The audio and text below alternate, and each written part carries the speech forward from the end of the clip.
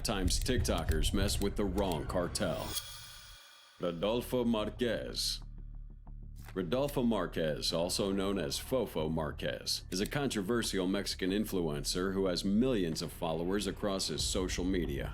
Born on the 15th of July 1997, Fofo was undoubtedly born into a wealthy family. There's not much information on his family background. Still, from what we know, his grandfather made shoes for high-profile dignitaries in Mexico, while his father was one of the owners of Total gas station before he passed away. Now, it's obvious Fofo comes from a wealthy background, and his social media personality basically revolves around him posing in the most luxurious cars, going to clubs with his friends, and living that Mexican dream. It was also through sharing his luxurious lifestyle on social media that he garnered more than 3 million gram followers, making him what Gen Zs call an influencer. However, Fofo's fame on IG wasn't enough. He decided to navigate his way to TikTok, where he established a fan base, but also began getting himself in trouble. A lot of people had eyes on him, and of course wanted to bring him down, but Fofo didn't care. He had a huge ego and felt like he was unstoppable, but all that ego was crushed down to the ground the moment he messed with one of Mexico's deadliest cartels, the new Jalisco Generation Cartel, aka CJNG.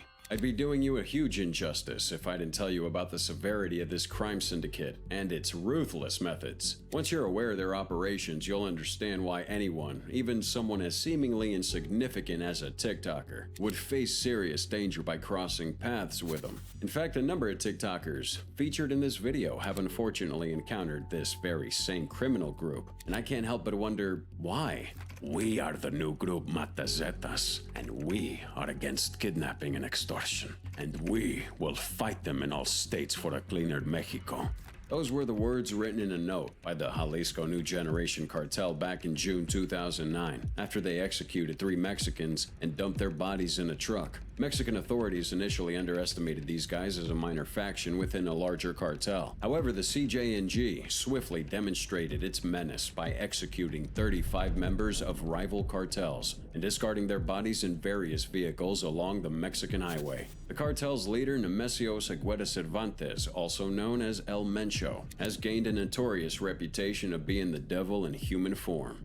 Born on July 17, 1966, El Mencho emerged from a farming family of 6 siblings, and despite this background, he diverged early, seeking a more ambitious and nefarious path to success, one marked by the stain of cocaine and the blood of Mexicans. El Mencho's criminal journey began at 14, performing menial tasks for larger cartels, and then in the US, where he continued his criminal pursuits. However, he was deported to Mexico after a Texas-based gang-related sentence. Now, upon his return, El Mencho joined the Milenio Cartel as an assassin. However, the cartel's subsequent fragmentation led him to ally with the Sinaloa cartel subgroup under Ignacio Nacho Coronel. Here, he managed drug operations, finances, and violence in the Mexican states of Colima and Jalisco. But after a few more years, he took charge of half the group, renaming it Cartel de Jalisco Nueva Generación, or the Jalisco New Generation Cartel. With El Mencho at the helm, the CJNG evolved into one of the globe's most violent criminal entities, donning military-grade equipment that could be mistaken for official Mexican military units. They're bad, they're cruel, and they're not to be messed with. So what exactly did Fofo do to piss off this extremely powerful and corrupt organization? Just like almost every TikToker out there, subjected to posting daily videos to keep their followers entertained, Fofo was doing the same. But this time he decided to do something not many have kinda done in Mexico. So, on July 7th, 2022, Fofo took 3 luxury cars and parked them right in the middle of the Matute Remus Bridge in Guadalajara, Mexico. He came down from one of the cars and began filming the traffic that was building up right behind him. He said things like, "We've closed it for ourselves. This is what I want to demonstrate what money and power can do. Literally, I closed it here because I wanted to. Illuminati." He went on to brag about how he had shut down the bridge for several minutes and how all the other cars were honking. He even contemplated doing a few TikTok dances while innocent people were denied access through that bridge. Fofo posted that on TikTok, and it didn't take long for that video to go viral. A lot of people online shared their disgust at Fofo, raining insults on him for his nonchalance and stupidity. One Twitter user even called him a headless imbecile. The mayor of Guadalajara also threatened to press charges against him, with TikTok officially banning his account while they took down that video. In less than 48 hours, Fofo couldn't access his account anymore and resorted to other platforms to tender his apology. He apologized for his childish behavior and asked for forgiveness from the people affected.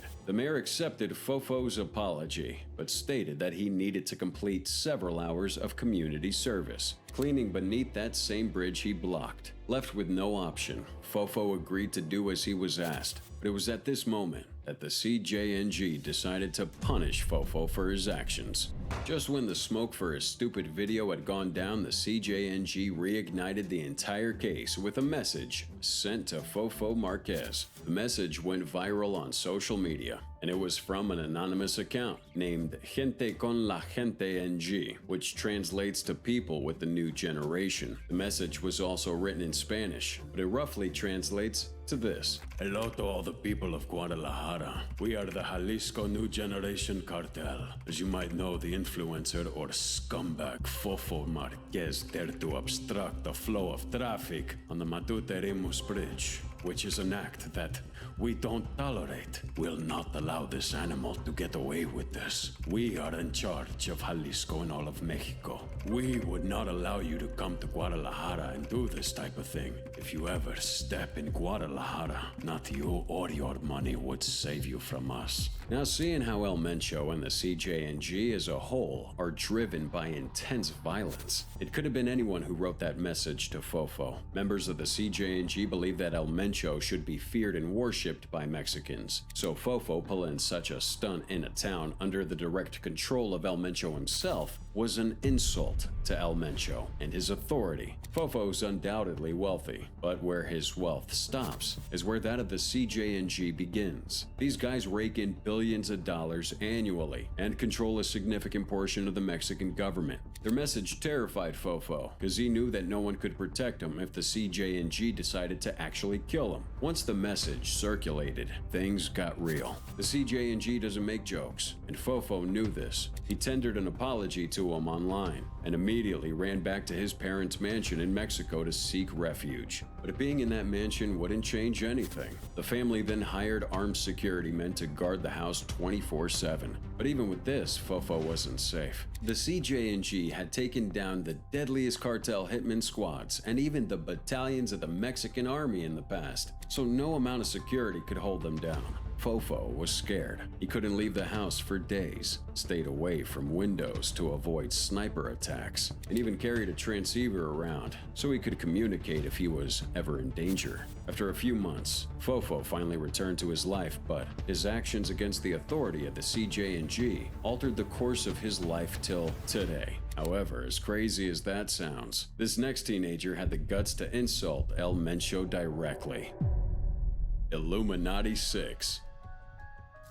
Mira bien, hijo de tu puta perra madre. A mí me pela la verga el Mencho aquí. Yo lo digo fuera en cámaras o aquí, cabrón. Así que ni me pela la madre el Mencho. Very strong words, right? Well, those were the words of a guy known simply by his TikTok handle, Illuminati 6. Before his account became private, he engaged his followers by accepting the dares they gave to him. And on that occasion, one user dared him to insult El Mencho, which he did. In the video, the TikToker wore a slacked black round neck and a black ripped pair of jeans and was carrying a backpack. He leaned on a light pole and said, "Listen well, you son of a bitch. El Mencho can suck my dick." He then says, "I don't sleep like El Pirata or El Chanito de Coyacan," referencing two other social media teenagers that had been executed by El Mencho. He finished off the video by saying, "I'm immortal, untouchable. I made a pact with the devil. I came to give you fire, Mencho. I'm not scared to say this. I'll say this with the camera right here. Mencho can suck my dick." Wow. I mean, you have to applaud the guts of this little young man who felt he could insult El Mencho. When that video went viral on Reddit and Twitter, a lot of people felt he must have been a member of the cartel to have such confidence in those words, while showing his face in the process. Different users said things like, "RIP in advance. This guy's going to get himself killed." And "This is a tutorial on how to disappear."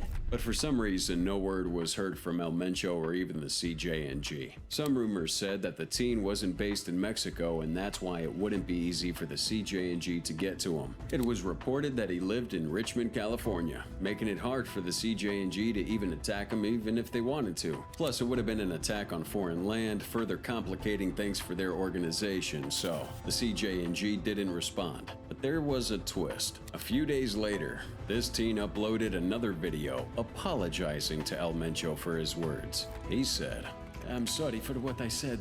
I wasn't well. I wasn't conscious of what I was saying. It was wrong. That day I woke up stupid. I didn't look at the consequences. I did that for followers. I ask for forgiveness.